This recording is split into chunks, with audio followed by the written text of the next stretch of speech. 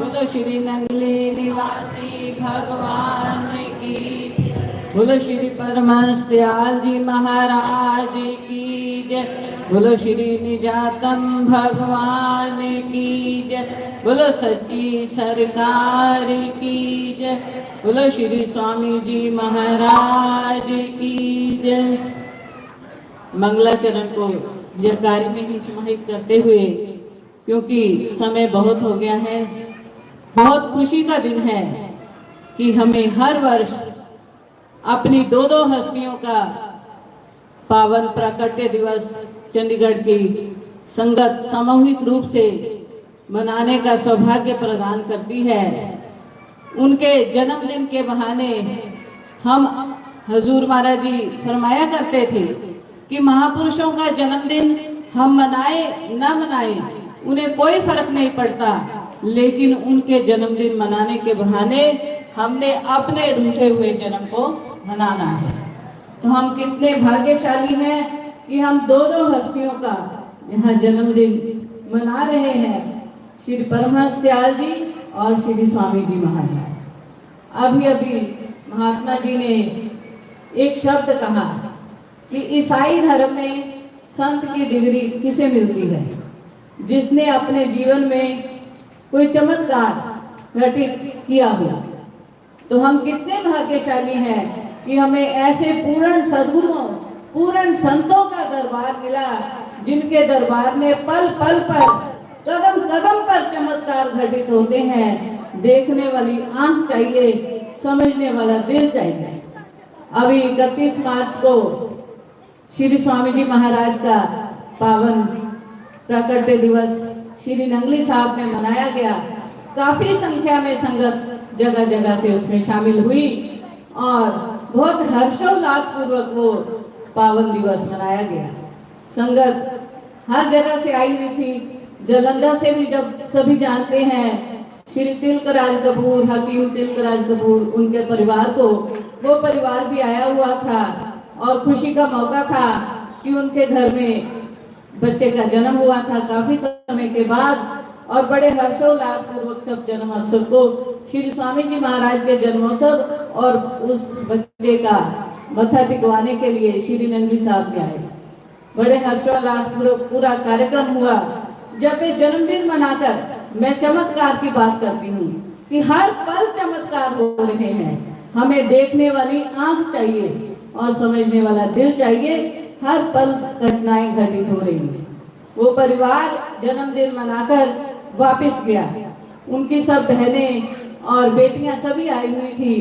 दूसरे दिन 1 तारीख को उनकी बहन और बेटियां, उन्होंने सबको घर में ही रोक लिया कि अभी जन्मदिन की खुशियां अधूरी हैं, आज यहाँ भी थोड़ा घर में भी कार्यक्रम करते हैं, इसलिए आपने जाना नहीं।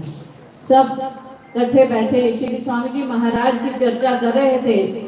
उनकी बहन प्रमिला जी और उनकी बेटी हेमा जी, जो कि लुधियाना में जिनकी शादी हुई है, आपस में चर्चा कर रही हैं कि आजकल गुरु जी की बड़ी चर्चा है कि उनकी मूर्ति से शहद निकलता है, उनकी मूर्ति से अमृत टपकता है, लेकिन हमारे दरबार में हमें ऐसा कभी कुछ देखने को मिला नहीं। ये चर्चा, ये बात रात 9:15 बजे की है और अभी उन्होंने, सबने खाना खाना था तो ड्राइंग रूम में बैठे हैं और ये चर्चा वो आपस में कर रही हैं। और 9:30 बजे उन्हें क्या महसूस हुआ कि जैसे उनके ऊपर ना हल्की हल्की कोई बौछार कर रहा है और वो आपस में एक दूसरे को कह रही हैं कि ये हल्की हल्की छींटे ये कहाँ से आ रही हैं। उनके ड्राइंग रूम में श्री स्वामी जी महाराज का बहुत बड़ा स्वरूप लगा हुआ है, तो सबने सोचा कि शायद कहीं एसी से पानी ना आ रहा हो। जब देखा, एसी को टच किया, दीवारों को टच किया, लेकिन कहीं कुछ भी नहीं और वो बौछार बढ़ने लगे। जैसे जैसे छींटे तेज हुए तो सबका ध्यान एकदम श्री स्वामी जी के स्वरूप की ओर गया, जो लगभग सभी संगत के घर में विराजमान है। श्री स्वामी जी महाराज का स्वरूप, जिसमें खड़े वाला स्वरूप है और श्री स्वामी जी ने हाथ ऐसे आशीर्वाद की मुद्रा में किया हुआ है। श्री स्वामी जी महाराज के कंधे पर भगवी लोई है। क्या देखा उन्होंने कि उस लोई में से जल टपक रहा है और वो नीचे स्वरूप की ओर नीचे बह रहा है। जब उन्होंने ये देखा तो एकदम सब देखकर थर-थर कांपने लगे कि ये क्या हो रहा है। और उन्होंने एकदम घबराकर 9:30 बजे हमें रात को श्री नंदी साहब ने फोन किया कि भाई जी, और वीडियो कॉल की कि देखो भाई जी ये क्या हो रहा है। श्री स्वामी जी के स्वरूप से जल बह रहा है लगातार, हम भी देख रहे हैं, स्वरूप से नजर कंधे से ऐसे बूंदे चल रही है और ये चरणों तक, और जो चरणों में उस स्वरूप के नीचे फूल है गुलाब के, तो वो फूल भी सारे गिरे। और ये बैठी है पूजा जी और अनेक जिनको उस टाइम ऑनलाइन किया, सबने देखा कि वो जल लगातार बह रहा है। तो उन्हें एक दिन पहले ही हमने टावल दिए थे प्रसाद रूप में। मैंने उन्हें कहा कि आपको जो कल टावल दिए हैं सब वो टावल लो और इस जल को अपने उस टावल से साफ करके प्रसाद रूप में अपने पास समेट कर रख लो। लगातार 2 घंटे रात 12:30 बजे तक ये घटना होती रही। इसी प्रकार सबने देखा, मेरा ख्याल हमने कम से कम 50 लोगों को ऑनलाइन उसी टाइम अपने फोन से वीडियो कॉल से लोगों को दर्शन कराए। और उन्होंने जलंधर आश्रम में फोन किया, संगत वहां गई और ये लीला लगभग 2 घंटे तक होती रही। ये एक बार नहीं हुई, ऐसे ही सन 2099 में जब कठुआ का वार्षिक सम्मेलन था, शोभा यात्रा निकल रही थी। शोभा यात्रा जब रामलीला ग्राउंड से आश्रम की ओर चली और कठुआ में जो रास्ते में एक नदी आती है वहां पर पहुंची, तो क्या देखा कि यमुनानगर के पुजारी जी भगवान प्रेमानंद जी वो उस टेम्पू में सेवा में श्री गुरु महाराज जी के खड़े थे और चमर कर रहे थे। उन्होंने क्या देखा कि श्री गुरु महाराज जी के स्वरूप से अंदर से लगातार ऐसे जल की बूंदे नीचे की ओर बहने लगी और जैसे शीशे में से ऐसे जल बह रहा है। और एकदम वो देख के उन्होंने रुमाल लिया और साफ किया, लेकिन जैसे जैसे वो रुमाल से साफ करे वो अमृत और बढ़ता जाए। और उन्होंने उसी समय उस टेम्पू को रोका और भागकर पीछे श्री स्वामी जी महाराज के पास आए और फरमाने लगे कि श्री स्वामी जी महाराज देखें, आप आगे जाकर देखें श्री गुरु महाराज जी क्या लीला कर रहे हैं। उस समय सारी संगत ने अनेक जयकारे लगाए, गुरु महाराज जी के कोटि से धन्यवाद किए और सबने इस लीला को देखा। तो ऐसे पूर्ण संतों का हमें दरबार मिला हुआ है। यहाँ चमत्कार हर पल घटित होते हैं, लेकिन देखने वाली आंख चाहिए और समझने वाला दिल चाहिए। हमारे श्री सार प्रभु का जीवन और श्री परमहंस दयाल जी का जीवन। श्री परमहंस दयाल जी अभी फरमा रहे थे महात्मा प्रेम चंदानंद जी की शाही विलायत।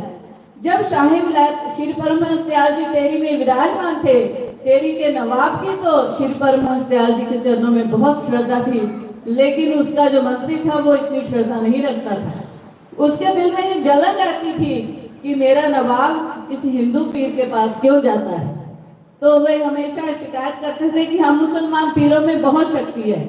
एक दिन हज का समय आया तो वो हज करने के लिए गया और जाने लगा तो परमहंस दयाल जी के पास आया, कहने लगा कि हज के लिए जा रहा हूँ। परमहंस दयाल जी ने फरमाया कि गौ साहब को मेरा भी सलाम कर। और वो हज के लिए चले गए।